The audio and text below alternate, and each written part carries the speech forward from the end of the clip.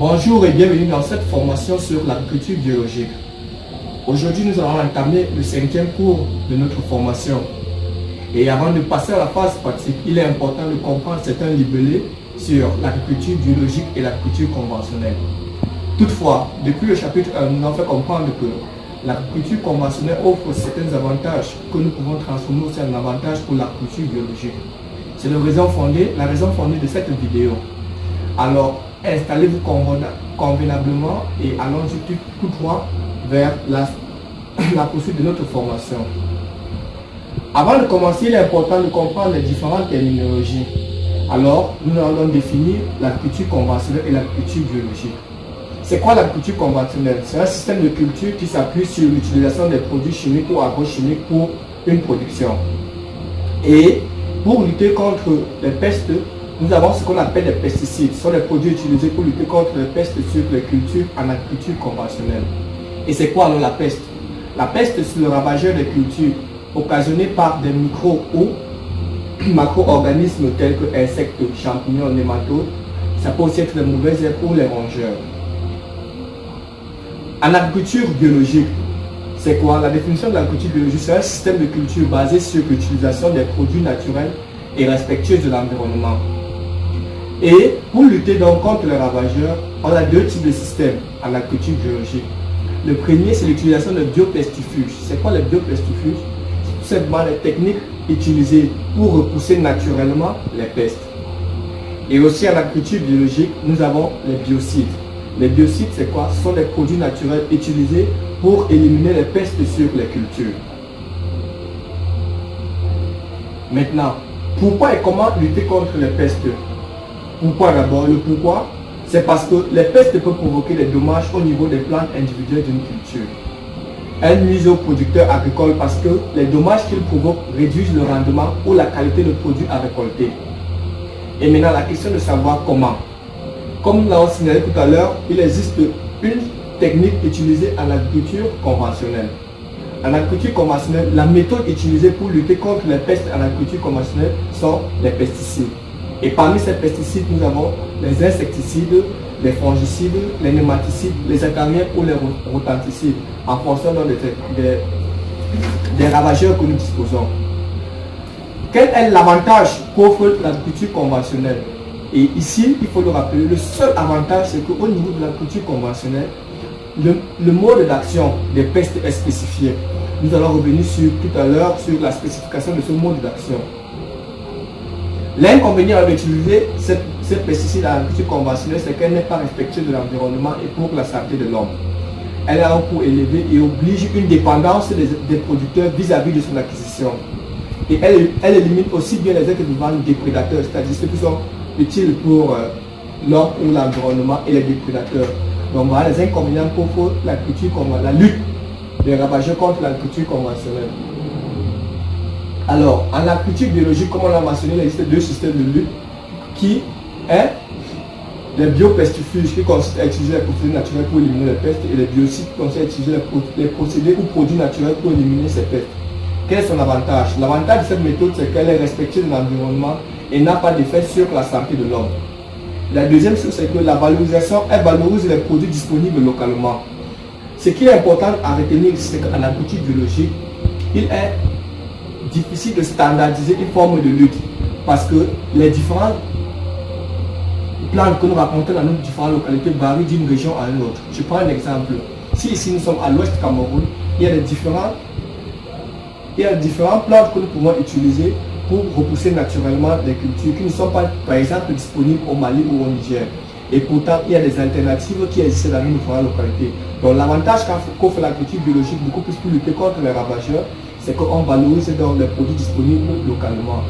Et cette technique est durable et peut être transmise d'une génération à une autre. C'est-à-dire les savoir-faire de cette génération peuvent être transmis à la prochaine génération puisque les techniques sont utilisées naturellement. L'inconvénient alors de cette méthode, jusqu'ici, il a rappelé que pour les premières années, elle va nécessiter beaucoup de main-d'œuvre pour la production du matériel à utiliser pour repousser. Et aussi, elle nécessite une connaissance bien acquise. Et la deuxième des choses, c'est qu'il manque beaucoup de données à ce sujet. Pourquoi est-ce que nous disons qu'il manque beaucoup de données à ce sujet? tout simplement parce qu'on s'est rendu compte qu'au niveau de l'agriculture biologique, on ne spécifie pas généralement tel produit, c'est pour tuer tel autre insecte. Et c'est la raison pour laquelle la suite de ce chapitre de cette formation, autant pour moi, serait de vous montrer comment identifier ou spécifier même les différents insectes. Comment est-ce qu'on se met pour lutter contre tel ou tel insecte. Alors, les problèmes que font face à l'agriculture biologique, 1.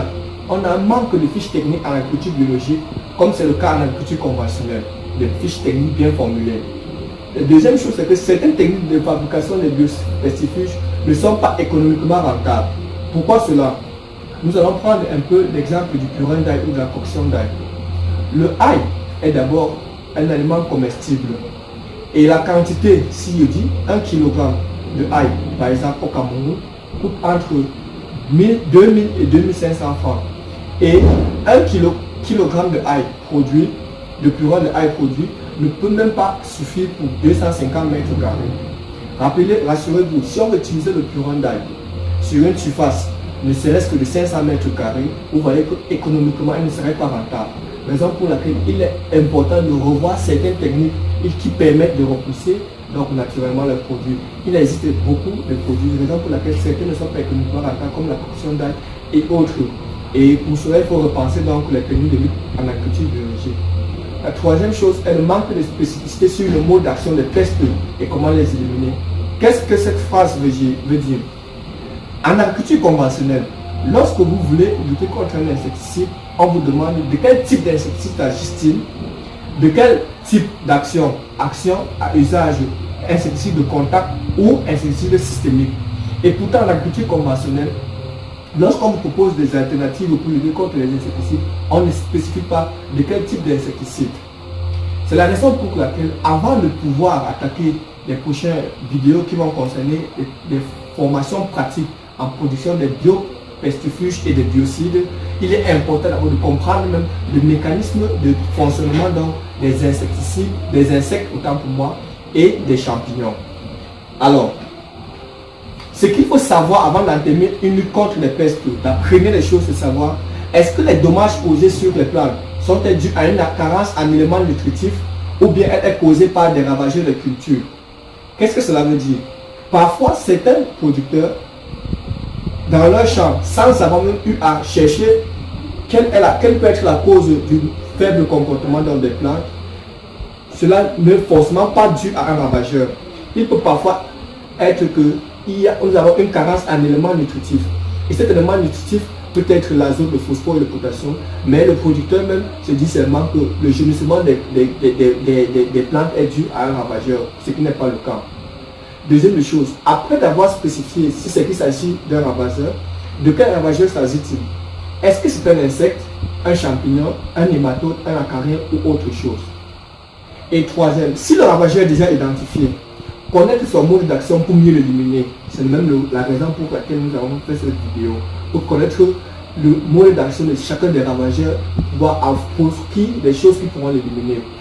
Alors, ce mode d'action, est-ce que le ravageur attaque au niveau des feuilles? Si c'est au niveau des feuilles, en ce moment, on peut utiliser un produit de contact, ou bien biopesticide, ou bien biopestifuse, ou biocide de contact. Si c'est au niveau des tiges ou racines, on va utiliser donc un biopestifuse systémique. Et le troisième élément aussi, à ne pas oublier, à quel stade se situe donc ce ravageur? Parce que nous pouvons par exemple avoir des papillons qui sont les insectes lécheurs et n'ont pas un impact sur la culture. Alors que ce même papillon au stade de larve est nuisible pour notre plante. Il est important de connaître le stade de développement du ravageur pour savoir s'il est nuisible ou pas à notre plante. Alors nous allons attaquer le premier ravageur ici là, qui est la présentation des différents types d'insectes et leur mode d'action. Dans ce tableau, nous avons regroupé donc les différents types d'insectes en fonction de leur type d'alimentation, comment est-ce qu'ils attaquent les cultures. C'est la raison pour laquelle nous avons dans la première colonne qui regroupe 4 types d'insectes. Et ces insectes sont, on a le premier type qui sont les broyeurs, le deuxième les piqueurs suceurs, troisième les piqueurs spongeurs et le quatrième qui sont les broyeurs, piqueurs et lécheurs. Pour ce qui est dans le premier type broyeur, nous avons recensé un certain nombre de noms d'insectes. Parmi les types d'insectes broyeurs, nous avons dans les criquets. Dans ces criquets, nous avons les bruges, les chrysomètres. Nous avons vu tout à l'heure sur les photos de chacun de ces différents types d'insectes. Ensuite, nous avons les chenilles, c'est-à-dire les chenilles au stade de larve, comme vous l'avez rappelé, au stade du papillon, elle n'est pas nuisible. Et ces différents insectes broyeurs s'attaquent à quel type de culture? Généralement à des cultures qui sont déjà stockées, telles que le riz, le maïs, le haricot en stockage, ou bien les chenilles qui s'attaquent directement au gombo. Le deuxième type d'insectes ici là sont les piqueurs-suceurs. Parmi ces piqueurs-suceurs, nous avons les pucerons, les mouches blanches ou les tripes. Et ces pucerons, mouches blanches et tripes s'attaquent à quoi? Aux cultures de tomates, pommes de terre, mil, sorgho. Et les tripes s'attaquent aux oignons, poivrons et piments. Le quatrième type sont les piqueurs-spongeurs. Parmi ces piqueurs-spongeurs, nous avons les mouches de fruits, les mouches mineuses ou bien les moustiques. Et à quel type de culture s'attaquent les insectes de type piqueurs-spongeurs? Nous avons les pouches, les pastèques, les melons, les nibés, pour ne citer que cela. Et la dernière catégorie sont les broyeurs piqueurs-lécheurs. Et dans le nom des types d'insectes que nous avons sont les abeilles, les bourdons, les guêpes. Et à quel type de culture s'attaquent? Tomates, les fleurs de culture pour les abeilles qui permettent la pollinisation. Alors, ces différents coquilles vous expliquent donc les types d'insectes que nous avons. La première catégorie sont les types d'insectes broyeurs. Et parmi ceux-là, nous avons les larves. La première image nous montre là, les larves de chenilles.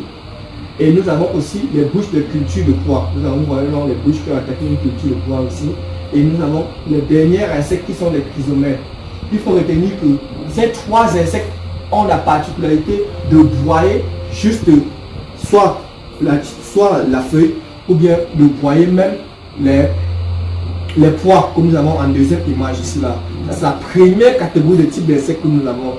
Et pour lutter contre ce type d'insectes, les biocides utilisés sont des biocides de contact parce que cela vient directement en contact sur la feuille et élimine donc l'insecte. Ensuite, nous avons donc le deuxième type d'insectes, sont les insectes piqueurs-suceurs. Et dans les insectes piqueurs-suceurs, nous avons par exemple la première image qui nous montre les pucerons sur la tomate. La deuxième image sont les mouches blanches sur les cultures de pommes de terre. Et la troisième image nous montre donc les tripes.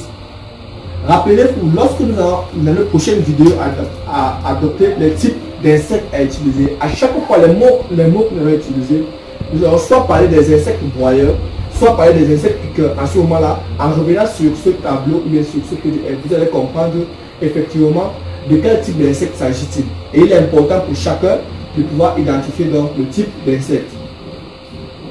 Le troisième élément sont les piqueurs-spongeurs. Parmi ces piqueurs-spongeurs, la première image nous montre les mouches sur les fruits. Ici là nous avons les mouches sur les fruits de mangue. Nous avons vu à quoi est-ce que ces mouches piqueurs-spongeurs ressemblent. Ils piquent le fruit et puis ils peuvent laisser leurs larves qui vont décomposer dans la mangue. Et nous avons aussi les mouches mineuses que nous voyons là sur la culture de melon ou en troisième image nous voyons sur la culture de melon ou bien de courge. Le dernier ce sont les broyeurs piqueurs-lécheurs. Parmi ces broyeurs, nous avons les guêpes qui ont l'habitude de attaquer beaucoup plus des cultures fruitières comme les tomates et autres. Et nous avons aussi en dernier les bourdons. Voilà les 4 grandes catégories d'insectes que nous avons identifiées et qui peuvent causer donc des dommages. Raison pour laquelle lorsque nous allons dans nos prochaines vidéos attaquer la lutte biologique en utilisant soit les biopestifuges ou bien les biocides, nous allons donc recouper donc les différentes attaques ou bien les composés qui permettent de les éliminer en fonction de ces types d'insectes. Le quatrième ici sont les champignons sur les cultures. Et ici là donc, nous avons recoupé donc en 3 grandes catégories. Les premières catégories sont les homicètes. Et dans ces homicètes, nous avons donc les mildiou. Ces homicètes causent donc les mildiou et les forment sur les semis. La première image, c'est sur les mildiou sur la culture de pommes de terre. La deuxième image, c'est les formes de semis sur la culture de carottes. Donc ces homicètes, ces champignons présents dans le sol peuvent donc occasionner ces différents types de mildiou. Bon, on parle donc de fétissement bactérien. Et en troisième, nous avons donc les mildiou causés sur les fruits de tomates. Voilà un peu en image la première catégorie de champignons. Et lorsque nous avons proposé donc les fongifuges, c'est en fonction donc, si nous parlons des premiers homicètes, ça caractérise donc ces premières images. En deuxième, nous avons donc les ravageurs causés par les champignons. On a la catégorie des sadariomycètes. Mais les symptômes sont beaucoup plus visibles, ce sont les chancres ou les acanthodes sur les cultures. En première image, nous avons donc le chancre causé par ces champignons sur la culture de goyavier. En deuxième image, nous avons le chancre causé sur la culture de moringa. Et en troisième image, nous avons donc la cranose sur la culture de mangue.